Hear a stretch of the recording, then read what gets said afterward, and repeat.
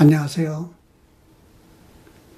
전 시간에 사람이 어떻게 본질상 진로의 자녀가 되었는지 성경에 기록되어 있는 말씀들로 제3편에 걸쳐서 말씀을 드렸습니다. 자신의 힘으로서는 벗어날 수 없는 본질상 진로의 자녀가 어떻게 되었는지 알아야만 이를 근거로 해서 언제부터 어떻게 하나님이 인류를 구원하시는 일을 시작하셨는지, 어떻게 구원을 얻을 수 있는 길을 열어주셨는지 원인과 결과를 알 수가 있기 때문입니다. 첫째 말씀드린 것은 창세기 2장 15절에서 18절 말씀입니다. 여호와 하나님이 그 사람을 이끌어 에덴 동산에 두사 그것을 다스리며 지키게 하시고, 왜 여호와 하나님께서 그 사람은 아담을 가리키는 거죠. 아담을 이끌어 에덴 동산에 두사 그것을 다스리며 지키게 하셨는가에 대해서 나중에 설명을 하겠습니다. 그 다음에 여호와 하나님이 그 사람에게 명하여 가라사대 동산 각종 나무의 실과는 내가 임의로 먹되 선악을 알게 하는 나무의 실과는 먹지 말라. 내가 먹는 날에는 정령 죽으리라 하시니라 하고 기록된 말씀이 있습니다. 그러니까 선악을 알게 하는 나무의 실과는 내가 먹지 말라. 먹는 날엔 정령 죽으리라 하시니라는 말씀도 이제 다음 기회가 닿는 대로 설명하겠습니다. 그리고 여호와 하나님이 그 사람에게 명하여 가라사대 동산 각종 나무의 실과는 내가 임의로 먹되, 그래서 내가 임의로 먹되라는 말씀의 내용이 무엇인지도 또 설명을 해드리겠습니다. 두 번째 창세기 3장 1절서부터 5절에 기록된 말씀, 첫째, 여호와 하나님이 지으신 들짐승 중에 뱀이 가장 간교하더라. 여기에 대해서도 말씀을 드리겠습니다. 뱀이 여자에게 물어 가로되 하나님이 참으로 너희들로 동산 모든 나무의 실과를 먹지 말라 하시더냐. 여기에 대해서도 또 설명을 드리겠습니다. 그 다음에 여자가 뱀에게 말하되 동산 나무의 실과는 우리가 먹을 수 있으나 동산 중앙에 있는 나무의 실과는 하나님의 말씀에 너희는 먹지도 말고 만지지도 말라. 너희가 죽을까 하노라 하셨느니라. 또 이제 말씀을 드리겠습니다. 뱀이 여자에게 이르되 너희가 결코 죽지 아니하리라. 너희가 그것을 먹는 날에는 너희 눈이 밝아 하나님과 같이 되어 선악을 알 줄을 하나님이 아심이라고 기록된 말씀이 있습니다. 이 뱀은 하나님이 지으신 피조물입니다. 이 뱀이 무엇인가를 먼저 알아야 이제 하나하나 설명을 해 나갈 수 있을 것 같습니다. 뱀의 정체에 대해서 먼저 하나님 말씀에서 살펴보기로 하겠습니다. 계시록 12장 7절서부터 9절에 기록된 말씀을 보겠습니다. 하늘에 전쟁이 있으니 미가엘과 그의 사자들이 용으로 더불어 싸울세. 용과 그의 사자들도 싸우나 이기지 못하여 다시 하늘에서 저희 있을 곳을 얻지 못한지라. 큰 영이 내어 쫓기니 옛뱀 곧 마귀라고도 하고 사단이라고도 하는 온 천하를 깨는 자라. 땅으로 내어 쫓기니 그의 사자들도 저와 함께 내어 쫓기니라 하고 기록된 말씀이 있습니다. 이 말씀 9절에 보면 큰 용이 내어 쫓기니 옛뱀 곧 마귀라고도 하고 사단이라고도 하는 온 천하를 깨는 자라 그렇게 말했습니다. 그러니까 옛뱀이 뭐냐면 곧 마귀라고도 하고 사단이라고도 하는 영임을 여기서 드러내고 있습니다. 그리고 온 천하를 깨는 자라 땅으로 내어 쫓기니 그의 사자들도 저와 함께 내어 쫓기니라고 기록된 말씀이 있습니다. 그러니까 하늘에 있던 영입니다. 그래서 거기서 이기지 못해서 이 땅으로 쫓겨났는데, 쫓겨날 때 그의 천사들을 끌고 이 땅으로 쫓겨난 영임을 이 성경이 말해주고 있습니다. 그러니까 옛 뱀은 곧 마귀라고도 하고 사단이라고 하는 악한 영의 존재임을 여기서 분명히 그 존재를 드러내고 있습니다. 그러니까 뱀은 사단입니다. 뱀은 마귀라고도 하는, 사단이라고 하는 그 악한 영의 존재입니다. 그 다음에 보면은 이 하나님은 선악을 알게 하는 나무를 먹지 말라. 내가 먹는 날에는 정녕 죽으리라고 했죠. 근데 뱀은 뭐라고 하냐면 하나님 말씀에 180도 반대로 결코 죽지 아니하리라고 말한 것을 보면 하늘엔 두 영계가 있지만은 하나님과 이 뱀은 서로 원수의 위치에 있는 영이라는 것을 여기서 알 수가 있습니다. 그래서 여기도 하늘에 전쟁이 있었다고 했는데 서로 길이 다르기 때문에 방향이 180도로 다르기 때문에 공존할 수가 없는 거죠. 하나가 될 수가 없는 거죠. 하나님은 빛이라면 사단은 어둠이요. 하나님은 창조하시는 분이라면 마귀는 파괴하는 영이요. 하나님은 생명을 주는 영이라면 마귀는 죽이는 영입니다. 그러니까 정반대입니다. 하나님은 빛이라면 이 사단은 어둠입니다. 하나님은 의라면 사단은 죄입니다. 그래서 서로 일치할 수 없는, 공존할 수 없는 완전히 다른 두 파워의 세계가 있었기 때문에 전쟁이 안 일어날 수가 없는 거죠. 그래서 사단은 하나님의 세계를 무너뜨리려고, 그걸 무너뜨리고 자기가 그 위에 올라가서 여호와 하나님을 자기 종으로 삼으려고 하는 이런 교만한 마음 때문에 전쟁을 일으키게 된 것을 이제 알게 될 것입니다. 그래서 미가엘은 여호와 하나님께 속한 천사장이죠. 무관, 그러니까 전쟁을 하는 천사장이죠. 그러니까 하나님의 천사장 미가엘과 그에 속한 천사들이 그 큰 용, 그러니까 그 사단의 사단과 그 사자들이 함께 전쟁이 있었습니다. 그래서 결국은 하나님의 천사들을 이기지 못해서 이 땅으로 쫓겨난 것이 이 말씀에 나타나 있습니다. 근데 왜 쫓겨나는지는 이제 좀 설명이 필요하게 될 것 같습니다. 그 다음에 보면요. 이제 온 천을 깨는 자라 땅으로 내어 쫓기니 그의 사자들도 저와 함께 내어 쫓기니라. 저의 사자들도 저와 함께 내어 쫓기니라고 말했습니다. 근데 다음 말씀을 보면 그 얼마나 숫자가 이 땅으로 쫓겨난지에 대한 그 말씀이 나옵니다. 요한계시록 12장 3절서부터 4절에 보면 하늘에 또 다른 이적이 보이니 보라 큰 용, 이건 용입니다. 붉은 용이 있어 머리가 7이요 뿔이 10이라. 그 여러 머리에 7 면류관이 있는데 그 꼬리가 하늘의 별 3분의 1을 끌어다가 땅에 던지더라.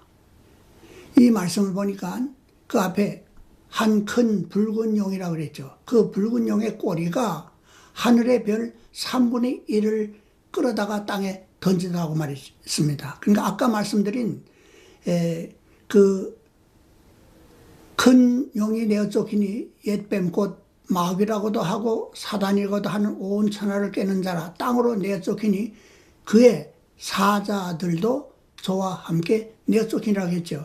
그 사자들이 하늘의 별 3분의 1, 하늘의 천사의 3분의 1을 끌고 이 땅으로 쫓겨난 것을 이 말씀에서 찾아볼 수가 있습니다. 에스겔서 28장 13절에서 17절까지 보면은 내가 옛적에 하나님의 동산 에덴에 있어서 각종 보석 곧 홍보석과 황보석과 금강석과 홍옥과 홍만호와 창옥과 청보석과 남보석과 홍옥과 황금으로 단장하였으며 내가 지음을 받던 날에 너를 위하여 소고와 비파가 예비되었도다.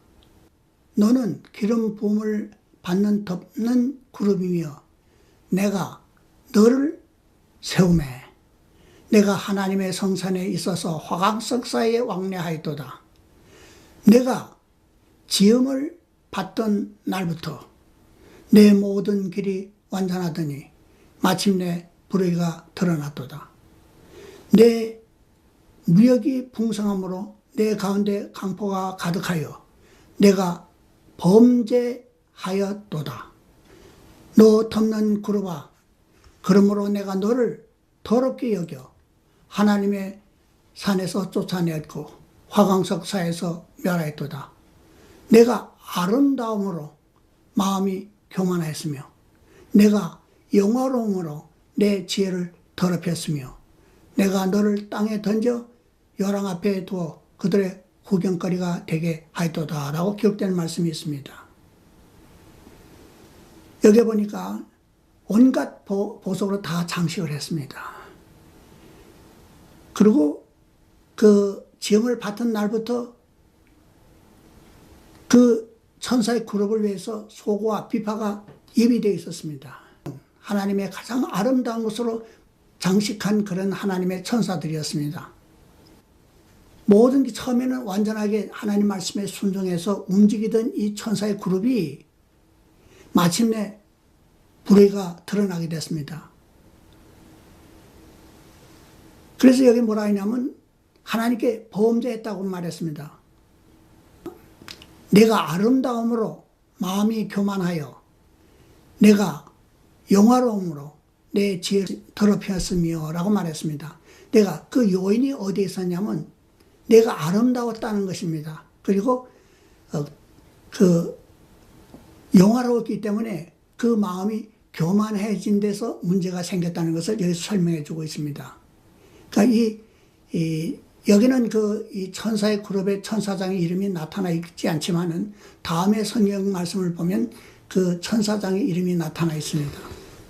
이사야서 14장 11절부터 15절에 보면 내 아침의 아들 계명성이여 어찌 그리 하늘에서 떨어졌으며 내 열국을 엎은 자여 어찌 그리 땅에 찍혔는고 내가 내 마음에 이르기를 내가 하늘에 올라 하나님의 뭇별 위에 나의 보좌를 높이리라 내가 북극 지폐의 산 위에 좌정하리라 가장 높은 구름에 올라 지극히 높은 자와 비리라 하도다. 그러나 이제 내가 음부 곧 구덩이의 맨 밑에 빠치우려다 라고 기록된 말씀이 있습니다. 에스겔서 28장에는 그 천사 이름이 안 나타나 있는데 이 말씀을 보니까 계명성이라고 하는 루스퍼라고 하는 천사의 그 장입니다. 그 천사장 밑에 있는 천사들의 한 무리가 3분의 1이 하나님을 배반하고 이제 하나님께 싸움을 건 이런 그 영입니다. 그러니까 이 마귀는 하나님의 지음을 받은 천사들 중 하나가 하나님을 배반하고 하나님의 그 나라를 무너뜨리려고 자기가 그걸 전복하고 그 하나님의 보좌 위에 자기 보좌를 높이려고 한 이런 아주 자기 분수를 모르고 참 도저히 해서는 안 될 이런 일을 행한 용서받을 수 없는 죄를 범한 영이라는 것을 여기서 알 수가 있습니다. 여기 보니까요, 여기 보면 글이 땅에 찍혀는 거니까 하늘에서 땅으로 찍힌 떨어진 공통된 점을 가지고 있습니다. 마귀는 하늘의 천사로 있다가 땅으로 떨어진 영입니다. 그 다음에 뭐라 하냐면 내가 내 마음에 이르기를 그러니까 천사들은 하나님의 형상대로 지음을 받은 존재입니다. 그러니까 이 천지가 창조되기 전에 천지보다 먼저 지음을 받은 존재라는 것을 제가 기회가 있으면 성경 말씀을 들어서 설명하겠습니다. 그래서 창세기 1장에 보면 하나님이 천지를 창조하시니라 라고 말씀하시니 그 이후로 천사의 창조에 대한 말씀이 없습니다. 하나님의 신은 수면에 운행하시니라고 그 창조하시니라 한 그 처음부터 하나님의 신이 수면에 운행했다고 말했습니다. 그러니까 창조 전부터 있었기 때문에 창조 시작에 그 천사들이 나타난 것을 볼 수가 있습니다. 하나님의 신이라는 것은 하나님에 속한 영을 말하는 것입니다. 하나님에 속한 영은 하나님의 천사들과 천군들입니다. 그 다음에 이제 빛이 있으라 하니까 빛이 있다고 그랬죠. 그러니까 여호와의 그 말씀에 스레바벨에게 한 말씀이 이렇게 말했습니다. 나는 능으로나 힘으로 되지 않고 나의 신으로 된다고 말했습니다. 그러니까 하나님의 역사는 하나님 말씀을 듣는 신들에 의해서 이 말씀이 이루어지는 것입니다. 그러니까 하나님이 빛이 있으라 하고 말씀을 하시니까 그 수면에 운행하던 그 신들이 나가서 그 빛을 창조하고 이제 빛이 있게 된 것입니다. 그래서 이 천사들은 굉장히 막강한 힘을 가지고 있습니다. 그 하나님의 말씀을 받아가지고 하나님의 말씀을 듣고 그것을 나가서 이루는 이런 일을 하는 것이 천사의 사명입니다. 이 말씀을 보면요, 하나님의 형상대로 지음을 받았기 때문에 자아가 있습니다. 그래서 내가, 내 마음, 너라는 것은 제 2인칭이죠. 다른 사람이 볼 때 내가 너죠. 그러니까 각 사람마다 자아가 있습니다. 그 자아가 내 그 자아의 생각에 의해서 내가 어떻게 했다는 겁니까? 하늘에 올라 하나의 무뼈로의 나의 보좌를 높이겠다고 한 거죠. 그러니까 이것이 하나님이 이렇게 하게 한 게 아니라 본인의 생각에 착각을 한 겁니다. 그 하나님 주신 특권, 자아와 자아에 의한 생각과 자아에 의한 선택권과 결정권을 잘못한 거죠. 그래서 오해를 한 거죠. 어떻게 자기가 하늘에 올라 하나님 무뼈로에 자기 보좌를 높일 수 있겠어요? 말도 안 되는 얘기죠. 내가 북극 지폐의 산 위에 자정하리라. 가장 높은 구름에 올라 지극히 높은 자와 비교를 하는도다. 지극히 높은 자가 누굽니까? 여호와 하나님 아니겠어요? 그 가장 높은 구름에, 그러니까 하나님을 위로 자기를 끌어올려서 하나님을 자기 밑으로 끌어내리려고 한 거예요. 하나님을 자기 종으로 삼으려고 한 거예요. 그러니까 하나님이 이거 용서할 수 있겠어요? 그렇기 때문에 이 하나님의 순위를 바뀌려고, 하늘나라의 그 순위를 바뀌려고 하는 그 범죄를 했습니다. 그래서 결국 용서받지 못하고 이 땅으로 쫓겨나게 된 것입니다. 여기 그 유다서에 보면 설명이 나옵니다. 유다서 1장 6절서부터 7절에 보면 자기 주의를 지키지 아니하고 자기 초소를 떠난 천사들을 큰 날의 심판까지 영원한 결박으로 흑암에 가두셨으며 라고 기록되어 있습니다. 자기 지위를 지키지 아니하고 자기 처소를 떠난 천사들, 이게 누굽니까? 하나님의 지음을 받은 존재로서 하나님 밑에서 하나님을 이렇게 참 공경하고 하나님의 명령에 순종해야 할 이 천사들이 자기 지위를, 그러니까 천사로서의 지위를 지키지 않고 자기 초소를 떠난, 하나님의 초소를 떠난 영이에요. 그래서 여기 보면 큰 날의 심판에 영원한 결박을 흑암에 가두셨다. 이거는 누굴 말하는 것입니까? 흑암에 가두는 건 하나님의 사단입니다. 하나님이 타락한 천사의 이 사단입니다. 또 그 다음에 우리가 베드로 후서 2장 4절에 보면 하나님이 범죄한 천사들을 용서치 아니하시고 지옥에 던져 어두운 구덩이에 두어 심판 때까지 지키게 하셨으며 라고 기록되어 있습니다. 하나님이 범죄한 천사들을 용서치 아니하시고 그랬습니다. 범죄한 천사가 누군가요? 루스퍼입니다. 하나님의 천사 중에 첫째는 루스퍼였고 그 다음엔 가브리엘이었고 그 다음 미가엘이었습니다. 그런데 이 천사 중에 하나가 결국 자기의 분수를 모르고 하나님의 반란을 일으킨 겁니다. 그래서 하나님께 범죄를 한 거죠. 그래서 여기는 하나님이 범죄한 천사들을 용서치 아니하시고 그래서 사단은 절대 용서를 받지 못합니다. 여기 용서치 아니하시다고 했다고 했잖아요.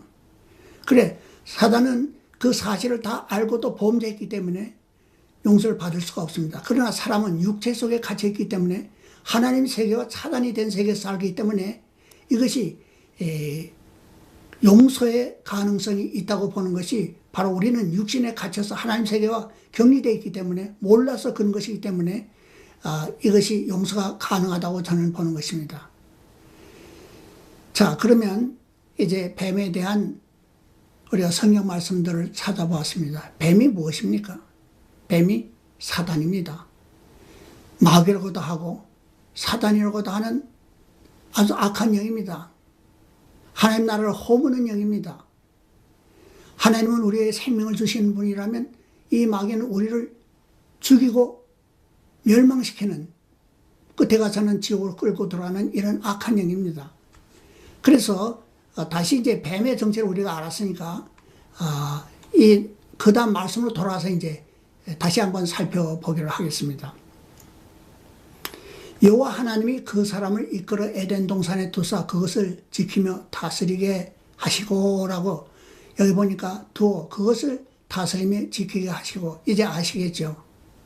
이 뱀이라는 존재가 하나님의 나라를 허물라고, 하나님의 나라를 다 허물어서 그걸 싸워서 이겨서 자기의 예속시키려고 했던 이런 악한 영이, 이 때문에 하나님께서 아담을 이끌어서 에덴 동산에 또 그 에덴 동산을 다스리고 지키게 했습니다. 그러니까 아담에게 모든 이 세상에 다스리는 권세와 영광을 다 주었는데, 이제 가장 이제 그 사단이 노리는 것이 이 세상의 권세와 영광입니다. 그러니까 그걸 뺏들기 위해서 누구에게 찾아오냐면은 이제 아담에게 찾아올 것을 하나님은 이미 아셨습니다. 그래서 경고를 하신 것입니다. 사단에게 뺏기지 말고 그걸 잘 다스리고 지키라고 우리에게 말한 것입니다. 그러니까 이게 이해가 됩니다. 그러니까 여호와 하나님이 그 사람에게 명하여 가라사대 동산 각종 나무의 실과는 내가 임의로 먹되, 이 말씀 우리가 또 한번 생각해 봐야 됩니다. 여호와 하나님이 그 사람에게 명하여 가라사대 동산 각종 나무의 실과는 내가 임의로 먹되, 내가 임의로 먹되라는 말이 뭡니까? 내가 먹고 싶으면 먹고, 먹고 싶지 않으면 안 먹는 거예요. 이게 임의로 먹는 거예요. 그러니까 그 동산 각종 나무의 실과가 있는데 내 마음에, 내 생각에, 내 자유에 의해서 먹을 것과 먹지 않을 걸 내 자유에 의해서 결정할 수 있다는 얘기예요. 그 자유와 선택권을 우리에게 주었다는 거예요. 그러니까 하나님이 이것까지 다 컨트롤하고 우리 생을 전부 다 컨트롤하는 게 아닙니다. 하나님이 우리에게 모든 선택권과 결정권을 주었어요. 그래서 하나님이 우리 심판이 가능한 거예요. 하나님이 다 그렇게 했다면 하나님의 책임이 있죠. 근데 우리에게 모든 결정권과 선택권을 줬는데도 하나님을 배반하고 나간 데 대해서는 본인의 책임이 있는 거예요. 그래서 하나님의 형상대로 지음을 받았기 때문에 여기도 보면 뭐라고 했어요?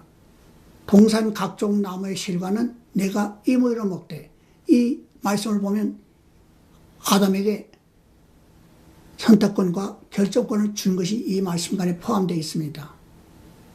그런데 내가 아무리 선택권과 결정권을 가지고 있다 해도 그 선택과 결정권을 잘못 써서는 안 될 그 이유가 있기 때문에 그 다음에 말씀을 주신 겁니다. 선악을 알게 하는 나무의 실과는 먹지 말라. 내가 먹는 날에는 정령 죽으리라 하시니라. 아니, 하나님께서 우리에게 선택권과 결정권을 주지 않았다면 먹지 말라고 하실 필요가 없는 거죠. 선택권이 있기 때문에, 아담이 먹을 수도 있기 때문에, 먹으면 안 되는 그 나무임을 하나님이 알고 있기 때문에 아담에게 일러준 겁니다. 먹지 말라고. 먹으면 정령 죽게 된다고 이렇게 말했습니다. 그러니까 정령 죽게 된다는 것을 성경적으로 나중에 또 풀겠습니다만은 하나님과의 첫째 경계입니다. 하나님은 생명의 원천입니다. 생명의 원천에서 떨어져 나가면 죽는 것입니다. 예. 그 다음에 이제 보면 이제 그 마귀의 정체가 나타납니다. 요 하나님이 지으신 들짐승 중에 뱀이 가장 강교하더라. 그러니까 하나님 지은 모든 피조물 중에서 가장 강교한 게 뱀이라고 그랬어요. 가장 강교한 것이 이제 마귀입니다. 그러니까 마귀의 속임수에 우리가 잘못하면 속아 넘어가는 거예요. 우리보다 더 지능이 높고 우리가 그 마귀의 괴계를 이길 그런 능력이 없어요. 우리는 육체에 갇힌 사람이요. 그는 완전히 보이지 않는 세계에서 우리의 모든 일거일동을 다 보고 있는 그런 영체입니다. 그러니까 우리 사람으로서는 그 힘을 당할 길이 없어요. 그래서 그 다음 말씀을 또 읽어보겠습니다. 뱀이 여자에게 물어가로되 하나님이 참으로 너희더러 동산 모든 나무의 실과를 먹지 말라 하더냐. 이 뱀이 아주 간교한 것을 여기 처음에 보입니다. 하나님이 아담에게 선악을 알게 하는 나무의 열매를 먹지 말라라고 말씀하실 때 해와는 없었습니다. 여자는 그 후에 하나님이 아담의 갈비뼈를 뽑아서 그의 돕는 배필인 여자를 만들었습니다. 그래서 직접적으로 하나님 말씀을 들은 것은 아닙니다. 그래서 뱀이 누구를 찾아왔냐면 여자에게 찾아온 거예요. 그에 대한 허점이 있는 부분을 찾은 것입니다. 뱀이 여자에게 물어 가로되 하나님이 참으로 너희더러 동산 모든 나무의 실과를 먹지 말라 하더냐. 그러니까 아담에게 찾아오고 해와에게 찾아와서 이 의문절을 이 퀘스천 마크를 던집니다. 뭐라고 던지냐면 뱀이 여자에게 물어 가로되 하나님이 참으로 너희더러 동산 모든 나무의 실과를 먹지 말라 하시더냐. 그 다음에 이제 그 여자가 한 말씀을 들어봅시다. 여자가 뱀에게 말하되 동산 나무의 실과는 우리가 먹을 수 있으나 동산 중앙에 있는 나무의 실과는 하나님의 말씀에 너희는 먹지도 말고 만지도 말라 너희가 죽을까 하노라 하셨느니라. 예, 처음에 하나님께서 아담에게 하신 말씀은 뭐라고 말씀했습니까? 동산 각종 나무의 실과는 내가 임의로 먹되 선악을 알게 하는 나무의 실과는 먹지 말라. 내가 먹는 날에는 정령 죽으리라 하시니라. 다시요. 선악을 알게 하는 나무의 실과는 먹지 말라. 내가 먹는 날에는 정령 죽으리라 하시니라. 이게 하나님이 하신 말씀이에요. 근데 해와가 여자가 한 말을 들어보면 이렇게 되어 있습니다. 동산 중앙에 있는 나무의 실과는 하나님 하신 말씀에 다른 것이 많이 들어갑니다. 동산 중앙에 있는 나무의 실과는 하나님 말씀에 너희는 먹지도 말고 만지도 말라. 먹지 말라 그랬지 먹지도 말고 만지도 말라고 말씀하지 않았습니다. 그리고 내가 정령 죽으리라고 했지 너희가 죽을까 하노라 하셨느니라고 말했습니다. 오늘 모든 문제점이 바로 여기서 시작됩니다. 하나님 말씀을 정확히 모르고 하나님 말씀에다가 더하거나 빼는 데서 모든 문제가 여기서 시작이 되는 것이 이것이 마귀의 괴계입니다. 그러니까 하나님 말씀을 정확하게 하고 사람의 설교를 즐겨 듣지 마세요. 하나님 말씀 그 원본 그대로를 보세요. 여기서 자꾸 뭐가 애드가 되고 더 이제 빼지고 더해지면은 여기서부터 바로 마귀의 역사가 시작되는 것입니다. 그래서 하는 말이 뭐라 했습니까? 뱀이 여자에게 이르되 너희가 결코 죽지 아니하리라. 그러니까 여자의 약점을 허점을 지금 뚫는 거예요. 이게 타치하는 거예요. 그러니까 이게 희미하니까 하나님 말씀에 대한 그 말씀 정확히 모르고 있기 때문에 이제 거기다가 이제 심을 박는 거예요. 뭐냐면 너희가 결코 죽지 아니하리라. 그러니까 모르니까 분명하게 해와에게 결코 죽지 아니하리라고 말을 딱 던져줍니다. 그러니까 희미한 것이 이렇게 그 하나님 말씀에 대한 정확히 알지 못하는 것이 문제 시점입니다. 그래서 우리가 오늘날 교회 문제점들이 어디 있냐면 바로 여기 있습니다. 바로 이 근본 원리에 어긋나기 때문에 오늘날 많은 종파들이 생기고 많은 교회들이 있지만 다 그 사람들이 하나님 말씀을 잘못 가르치기 때문에 다 지옥으로 끌고 들어가는 이런 일이 가능한 것입니다. 그리고 그 다음에 이제 뭐라고 하냐면 너희가 그것을 먹는 날에는 너희 눈이 밝아 하나님과 같이 되어 선악을 알 줄 하나님이 아시면 하나님과 같이 되어 우리가 피조물인데 하나님 같이 되면 어떻게 되겠습니까? 하나님 뭐가 되겠습니까? 그러니까 이 마귀가 우리 마음에 하나님에 대한 본래의 권위를 인정하지 않게 만드는 거예요. 우리가 어떻게 하나님과 같이 되겠습니까? 이 마귀가 바로 하나님 같이 되려고 하다 결국 멸망당한 거 아니겠어요? 아주 악한 영이 되어버린 거 아니겠어요? 그렇기 때문에 이 말씀을 보면 굉장히 의미가 깊은 의미들이 담겨 있습니다. 그래서 제 세 번째 제가 드린 성경 말씀은 창세기 3장 6절인데 여자가 그 나무를 본즉 먹음직도 하고 보암직도 하고 지혜롭게 할 만큼 탐스럽기도 한 나무인지라 여자가 그 실과를 따먹고 자기와 함께한 남편에게 주어 그도 먹게 한지라. 이 선을 넘었습니다. 먹지 말라 한 선 넘었습니다. 하나님 말씀을 범하면 절대 안 됩니다. 하나님 말씀은 절대적입니다. 진리를 말씀하는 것입니다. 진리에 도전하는 자는 죽을 수밖에 없습니다. 하나님이 사는 길을 말씀하신데 거기 도전하면 그건 다른 길이 뭐가 있겠어요? 사는 길에 뭐가 있겠어요? 죽는 길밖에 없는 거예요. 그래서 결국은 이때부터 사람이 하나님께 속해 있던 아담과 해와가 그 영역이 바뀌어졌습니다. 우리가 가만히 보세요. 빛이 떠나가면은 거기 뭐가 차지합니까? 어둠이 차지하죠. 똑같은 원리입니다. 이 세상 원리는 빛과 어둠의 두 세계가 있습니다. 그 연계가, 빛의 연계가 있고 어둠의 연계가 있습니다. 빛은, 하나님은 빛이라 했죠. 그러니까 빛의 연계는 여호와 하나님입니다. 어둠의 권세, 잠자 마귀를 없이 하시며, 그러니까 어둠의 권세는 뭡니까? 마귀입니다. 그 다음 말씀 보면 이렇게 창세기 네 번째로 제가 읽어드리는 말씀입니다. 창세기 3장 21절부터 24절에 보면 여호와 하나님이 가라사대 보라 이 사람이 선악을 아는 일에 우리 중 하나같이 되었으니 그가 그 손을 들어 생명나무 실과도 따먹고 영생할까 하노라 하시고 여호와 하나님이 에덴 동산에서 그 사람을 내어 보내어 그의 근본된 토지를 갈게 하시니라. 이같이 하나님이 그 사람을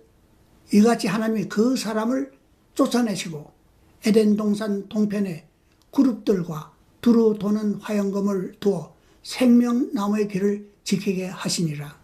이 시점이 바로 우리가 하나님을 떠나는 시점이며 사망과 고통과 어둠과 저주와 죄로 다스리는 마귀의 영역 속으로 떨어지게 된 하나의 그 시초입니다. 시작입니다, 이게. 여호와 하나님이 가라사대, 이건 지금 여호와 하나님이 영이잖아요. 보라 이 사람이 선악을 아는 일이 우리 중 하나같이 되었다. 우리 중이라고 했는데 우리 중엔 또 누가 있나요? 하나님의 또 누가 있나요? 어둠의 세력 마귀가 있는 거죠. 그럼 우리가 누구와 같이 된 거예요? 처음엔 하나님의 다스리는 영역이 있었는데 하나님의 말씀을 불순종하고 마귀의 말을 순종함으로 인해서 어떻게 됐습니까? 마귀의 그 노예가 된 것입니다. 우리 중에 하나가 됐다는 건 우리는 누굽니까? 영의 세계입니다.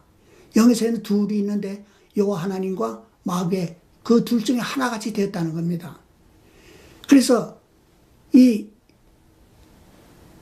사람이 육신을 입고 있는데 그 육신을 입고 육신이 죽지 않으려면 그 생명과를 따먹어야 되는데 그 안에 육신 속에 신이 영혼이 있는 거죠.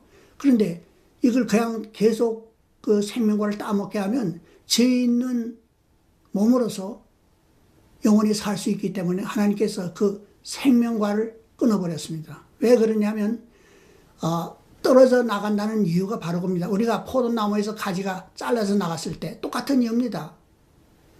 잘라져 나가면 어떻게 됩니까?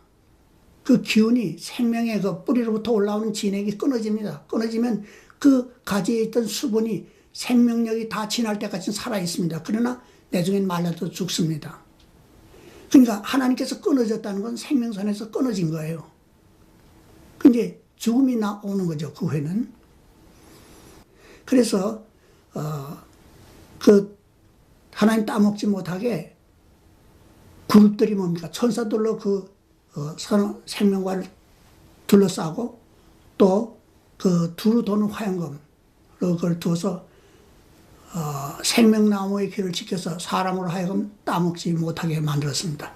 이때부터 하나님을 떠난 이때부터 우리는 본질상 진로의 자녀가 된 겁니다. 하나님과의 관계가 끊어져 버린 것입니다. 이 마귀의 존재가 언제부터냐라는 것을 우리가 이 성경에서 찾아볼 수가 있습니다. 이 루시퍼는 처음에 하나님의 그 지음을 받은 천사장으로서 이 천사가 이제 어떻게 타락했는지 언제부터 그 역사가 나타난지를 성경 말씀에 나타나 있습니다. 그러니까 하나님이 창세 전에는 그의 그 하나님에 속해서 하나님의 그 섬기는 이런 일을 했습니다. 그런데 그것이 그 역사가 나타나기 시작한 것을 보면 창세기 2장 8절 9절에 보면 이렇게 기록이 되어 있습니다. 여호와 하나님이 동방의 에덴의 동산을 창설하시고 그 지으신 사람을 거기 두시고 여호와 하나님이 그 땅에서 보기에 아름답고 먹기에 좋은 나무가 나게 하시니 동산 가운데는 생명나무와 선악을 알게 하는 나무도 있더라라고 기록되어 있습니다. 근데 이 나무를 창조한 날이 언제냐면요, 셋째 날입니다. 그럼 각종 열매 맺는 나무들을 있게 하라라고 창조하신 것이 셋째 날인데, 그때 나무를 창조했는데 그 나무 중에 여기 보니까 뭐가 있냐면 선악을 알게 하는 나무도 있었다고 말했습니다. 그러니까 이 마귀가 하나님의 대적에서 나타난 그 시기가 성경적으로 보면 제3일째 나무를 창조하실 때 이미 그 나무를 창조하시니까 선악을 알게 하는 나무도 그때 창조하지 않았나 이렇게 생각이 되십니다. 그래서 사단의 역사가 처음으로 보여진 것이 천지 창조 제3일째 그 마귀에 속한 열매인 선악을 알게 하는 나무가 그 당시에 있었기 때문에 제가 보기에는 이 마귀의 나타남은 창세기 3장 나무를 지을 그 당시에 그 역사가 나무에서부터 나타난 것으로 알고 있습니다. 그래서 우리가 처음에는 이 천지를 창조하기 전에는 이 사단의 정체가 나타나 있지 않습니다. 그래서 이제 그 하나님의 그 아까 말씀드렸죠. 에스겔서하고 이사야서에서 말씀드렸죠. 그런 것 여건 하에서 하나님 주신 자유를 잘못 사용한 거죠. 그래가지고 하나님을 배반한 이런 실수를 하게 돼가지고 결국 하늘에 쫓겨나고 결국은 그 지금까지도 하나님과의 전쟁에서 이제 계속 싸우고 있는 거죠. 그래서 먼저 사단이 한 일은 사람을 하나님께서 격리시키는 것이에요. 그리고 하나님 지은 모든 이 땅의 모든 것을 자기 지배하에 놓은 거예요. 그래서 우리가 하나님과의 모든 관계가 다 끊어진 거예요. 그래서 마귀가 우리를 지배하는 거예요. 그러니까 이 성경에 보면은 우리가 중간에 마귀가 하나님과 우리 사이를 갈라놓고 자기가 힘을 장악하고 있기 때문에 그걸 통과해서 하나님 나라에 가는 게 불가능한 거예요. 다니엘서 보면은 다니엘이 기도할 때 하나님이 그 기도를 들으시고 가브리엘 천사를 보냅니다. 그런데 중간에서 잡혀가지고 이 공중의 권수 잡은 자에게 잡혀가지고 그걸 통과하지 못해서 다니엘에게 오지 못했어요. 그럴 때 미가엘 천사가 천사들을 끌고 와서 놔줬기 때문에 지금 막 다니엘에게 도착했다고 얘기하지 않았습니까? 그러니까 중간에 낀 이 영의 세계는 우리가 통과하지 못해요. 이건 오로지 마귀보다 더 강한 하나님이 아니면은 절대 그 세계를 통과하지 못합니다. 그래서 우리가 우리 스스로 하나님 나라에 들어갈 수가 없어요. 왜냐하면 통과할 수 없는 공중의 권세 잡은 자가 완전히 완벽하게 길을 막고 있기 때문에 그걸 통과해서 갈 능력이 우리에게 없어요. 그래서 성경에 보면 이 나사로가 죽어서 이제 아브라함 품에 들어갈 때 누구의 손에 들려서 들어갔다고 했습니까? 천사의 손에 들려서 아브라함의 품에 안겼다고 말했습니다. 그러니까 그 공중의 권세를 뚫고 마귀의 권세를 뚫고 지나가려면 하나님의 천사의 도움이 필요합니다. 그래서 죽는 사람들의 어떤 그 환상을 볼 때 천사들이 와서 그를 옹해서 하늘로 데리고 올라가는 겁니다. 그렇지 않으면 통과할 수 없어요. 그러니까 기도도 천사들이 내려와서 그 기도 항아리에다 화로에다가 모든 향을 핀다고 했는데 그게 성도의 기도라고 했잖아요. 그걸 천사들이 옹해가지고 이 공중 권세를 잡은 사단의 권세를 뚫고 하나님께로 올라가는 거예요. 그러니까 이게 영적인 싸움입니다. 그런데 우리가 이제 이 말씀을 보면 이제 뱀의 정체가 어떤지 이제 얘기를 했는데 참 하나님은 우리를 사랑하시는 것이 이 말씀에서 찾아볼 수가 있습니다. 창세기 3장 21절에 기록되어 있습니다. 여호와 하나님이 아담과 그 아내를 위하여 가죽옷을 지어 입히시니라. 하나님께서 뭐냐면 짐승을 잡아서 아담과 헤아를 위하여서 옷을 입혀서, 그러니까 애굽으로부터는 공격에서 보호해줄 수 있도록 하나님이 짐승을 잡아서 짐승의 피를 흘리고 거기서 얻은 가죽으로 그 사람을 보호할 수 있도록 입혀서 에덴 동산 밖으로 내보냈습니다. 이것은 장차 어떤 사람들은 말하기 이 짐승은 가죽은 예수님을 가리킨다고 말합니다. 짐승 하나가 죽어야 피를 흘러야 그 사람을 살릴 수 있는 그 보호해 줄 수 있는 가죽이 하나 생긴다는 거죠. 의로 옷 입었다고 성경 그렇게 얘기했잖아요. 의의 옷은 예수님을 우리가 옷 입었다는 얘기라고 하지 않아요? 그래서 그렇게 말하는 걸 보면 우리가 그냥 내보낸 게 아닙니다. 하나님 우리를 끝까지 사랑한 사랑이 여기에 나타나 있습니다. 창세기 3장 15절에 이렇게 기록이 되어 있습니다. 내가 너로 여자와 원수가 되게 하고 너의 후손도 여자의 후손과 원수가 되게 하리니 여자의 후손은 내 머리를 상하게 할 것이요 너는 여자의 후손의 발꿈치를 상하게 할 것이라고 말했습니다. 그러니까 아담과 헤아가 그 선악과를 따먹고 하나의 범죄를 했을 때 하나님 곧 이런 말씀을 하십니다. 내가 너로 여자와 원수가 되게 하고 내 후손도 여자의 후손과 원수가 되게 하리니 여자의 후손은 내 머리를 상하게 할 것이요 너는 여호와의 후손의 발꿈치를 상하게 할 것이라고 여호와님께서 말씀을 했습니다. 여기 보면 여기서 내가 너로라고 했는데 나는 누구고 너는 누구냐면 그 앞절에 14장에 보면 여호와 하나님께서 뱀에게 이르시되라고 말했습니다. 그러니까 여호와 하나님, 나는 말씀하시는 여호와 하나님이시고 너는 뱀입니다. 남자 없이 동정녀로서 예수님을 탄생시켰습니다. 그래서 여자의 후손은 이스라엘에서 예수님밖에 없습니다. 그러니까 여자의 후손인 예수님은 이 사단의 권세를 깨뜨려, 정수를 깨뜨려서 그 권세를 파할 것을 말하는 거예요. 그리고 이 마귀는 예수님을 십자가에 못 박을 것을 그 발꿈치를 들었다고 그랬잖아요. 발꿈치에 못을 박았잖아요. 그래서 너 발꿈치를 들 것이라 한 것은 내가 볼 때는 예수님 십자가에 못 박을 것을 여기서 이렇게 말씀을 했지만 그 전에 이게 무슨 말씀인지 몰랐죠. 근데 이제 성경을 쭉 이제 이렇게 읽어 내려가다 보니까 이게 설명이 되는 거예요. 그러니까 이 말씀은요, 아담이 범죄하자 하나님께서 다시 우리를 이제 돌이킬 수 없어요. 이제는 따먹었기 때문에, 이 선을 넘었기 때문에 이제 다시 돌아오게 할 수는 없는데, 이제 하나님께서 하나님 하신 말씀을 바꿀 수가 없어요. 정녕 죽으리라 했기 때문에 죽은 거 이제는요. 죽으라 했는데 어떻게 다시 살리라 하겠어요? 그러니까 죽은 거예요. 이제는 그 길로는 살 수 없기 때문에 다른 길로 이제 하나님이 우리에게 살 길을 열어주시는 거예요. 자, 그러면 하나님은 우리가 매정하다고 생각하지만요, 절대 그렇지 않습니다. 하나님은 얼마나 가슴이 아팠겠어요. 먹지 말라 한 결코 먹는 한 죽겠다고 얘기를 하는데도 그걸 등한히 여기고 먹어버린 그 사람이 얼마나 하나님 자기 지은 피조물이 이렇게 사단에게 뺏기게 됐으니 얼마나 참 마음이 아프겠어요.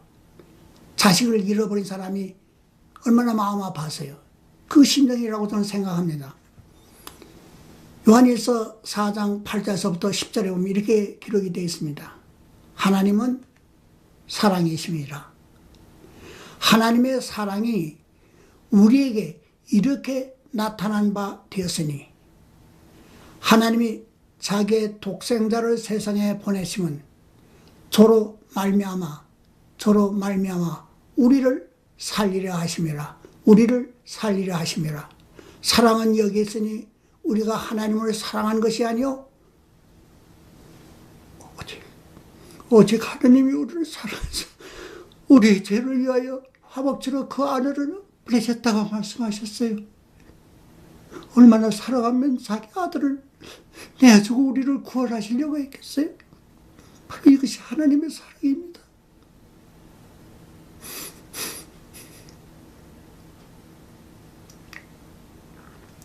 미안합니다. 예수님 꼭 믿으세요. 하나님의 사랑이 예수님을 통해서 우리에게 나타났어요.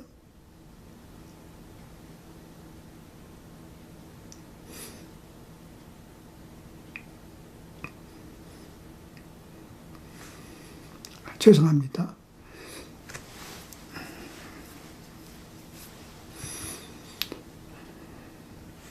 이사야서 44장 21절에서 22절을 보면요, 이렇게 기록이 되어 있습니다. 야곱아, 이스라엘아, 이 일을 기억하라.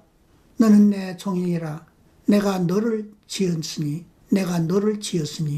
너는 내 종이라. 이스라엘아, 너는 나를 잊음이 되지 아니하리라. 내가 내 허물을 빽빽한 구름에 사라짐같이 내 죄를 안개에 사라짐같이 도말하였으니 너는 내게로 돌아오라. 내가 너를 구속하였음이라고 기록된 말씀이 있습니다. 이사야서 42장 3절부터 7절에 이렇게 기록되어 있습니다. 상한 갈대를 꺾지 아니하시며 꺼져가는 등불을 끄지 아니하시고 진리로 공의를 베풀 것이며 그는 쇠하지 아니하며 낙담치 아니하고 세상에 공의를 세우기에 이르리니 섬들이 그의 교훈을 앙망하리라. 하늘을 창조하여 펴시고 땅과 그 소산을 베푸시며 땅 위의 백성에게 호흡을 주시며 땅에 행하는 자에게 신을 주시는 하나님 여호와께서 이같이 말씀하시되 나 여호와가 의로 너를 불렀은즉 내 손을 잡아 너를 보호하며 너를 세워 백성의 언약과 이방의 빛이 되게 하리니 내가 소경의 눈을 밝히며 갇힌 자를 옥에서 이끌어내며 흑암에 처한 자들을 간에서 나오게 하리라 하고 말씀을 하셨습니다. 에레미야서 29장 11절서부터 14절에 보면 나 여호와가 말하노라. 너희를 향한 나의 생각은 내가 아니니, 내가 안 하니, 내가 안다 이거죠. 내가 안 하니 재앙이 아니라 곧 편안이요 너희 장래에 소망을 주려는 생각이라.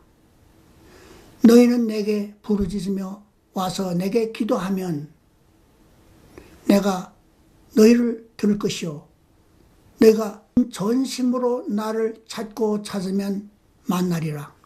이렇게 말했습니다. 자, 이제 그 하나님의 마음을 표현한 것이 여기에 나타나 있습니다. 이사야서 49장 맞습니다. 49장 15절서부터 16절. 여인이 어찌 그 젖 먹는 자식을 잊겠으며 자기 태선한 아들을 긍휼히 여기지 않겠느냐. 그들은 혹시 잊을지라도 나는 너를 잊지 아니할 것이라. 그들은 혹시 잊을지라도 나는 너를 잊지 아니할 것이라. 내가 너를 내 손바닥에 새겼다고 말했습니다. 우리가 하나님 우리를 떠나간 우리를 참 잃지 않으려고 지금 발버둥을 치고 있는 거예요. 발버둥을 치고 있는 거예요. 이제 마귀에 사로잡혀서 지옥으로 향해 가고 있는 우리를 구해주기 위해서 지금 발버둥 치고 있는 거예요. 잊을 수 없다는 거예요. 시편 103편 8절에 보면 이렇게 기록이 되어 있습니다. 여호와는 자비로우시며 은혜로우시며 노하기를 더디하시며 인자하심이 풍부하시도다. 항상 경책지 아니하시며 노를 영원히 품지 아니하시리로다. 우리의 죄를 따라 처치하지 아니하시며 우리의 죄악을 따라 갚지 아니하셨으니 이는 하늘이 땅에서 높음과 같이 그를 경외하는 자에게 그 인자하심이 크심이로다. 동이 서에서 먼 것 같이 우리 죄과를 우리에게서 멀리 옮기셨으며 아비가 자식을 불쌍히 여긴같이 여호와께서 자기를 경외하는 자를 불쌍히 여기시나니 이는 저가 우리의 체질을 아시며 우리가 진토임을 기억하심이로다. 인생은 그 날이 풀과 같으며 그 영화가 들의 꽃과 같도다. 그것은 바람이 지나면 없어지나니 그것이 다시 알지 못하거니와 여호와의 인자하심은 자기를 경외하는 자에게 영원부터 영원까지 이르며 그의 의는 자손의 자손에게 미치리니 곧 언약을 지키는 지키고 그 법도를 기억하여 행하는 자에게로다라고 말씀했습니다. 이 말씀의 내용이 무엇인지 아시겠죠?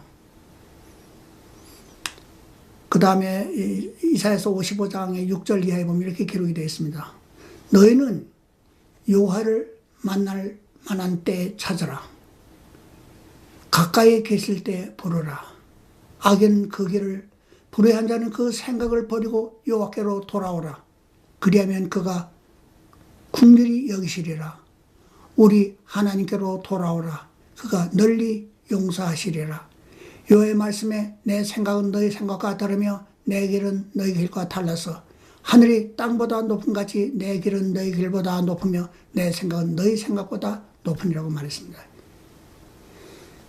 너희는 여호와를 만날 만한 때 찾아라. 왜 우리가 하나님 다스린 영역 속에 있다면 만날 만한 때가 언제겠습니까? 우리가 하나님을 떠나 있기 때문에 만날 만한 때라고 말한 것입니다. 하나님을 만날 만한 때가 언제입니까? 하나님 말씀이 우리에게 임할 때입니다. 그러니까 말씀을 통해서 하나님을 만나는 거예요. 하나님은 영이시기 때문에 우리가 만질 수도 없고 볼 수도 없고 영 안으로만 볼 수 있지 육의 눈은 보지는 못합니다. 우리가 떠나 있기 때문에 우리가 악에 처해 있는 거예요. 악인은 그 길을 버리고 불의한 자는 그 생각을 버리고 여호와께로 돌아오라. 왜 돌아오라고 했겠습니까? 우리가 하나님을 떠나 있기 때문에. 일평생에 죽기를 무서함으로 종노하는 자들을 놓아주기 위해서 하나님이 예수님이 이 땅에 보내주자고 하지 않았어요? 그러니까 돌아오라는 거죠. 내게로 돌아와. 내가 지금 나를 떠나서 참 그 가엾은 처지에 있으니까 내가 너에게 길을 열어줬으니까 내게로 돌아오라는 거죠. 자, 이제 하나만 더 읽어보고 이제 하나님의 사랑이 어떤 것인지 우리가 깊이 생각해 봤으면 합니다. 누가복음 15장 3절부터 28절까지 읽어드리겠습니다. 예수께서 저에게 비유로 이르시되 너희 중에 어느 사람이 양 100마리가 있는데 그 중에 하나를 잃으면 99마리를 들에 두고 그 잃은 것을 찾도록 찾아다니지 아니하느냐. 또 찾으면 즐거워 어깨에 메고 집에 와서 그 벗과 이웃을 불러 모으고 말하되 나와 함께 즐기자. 나의 잃은 양을 찾아노라 하리라. 내가 너에게 이르노니 이와 같이 죄인 하나가 회개하면 하늘에서 회개할 것이 없는 의인 99을 인하여 기뻐하는 것보다 더하리라. 내가 너에게 이르노니 이와 같이 죄인 하나가 회개하면 하나님의 사자들 앞에 기쁨이 되느니라.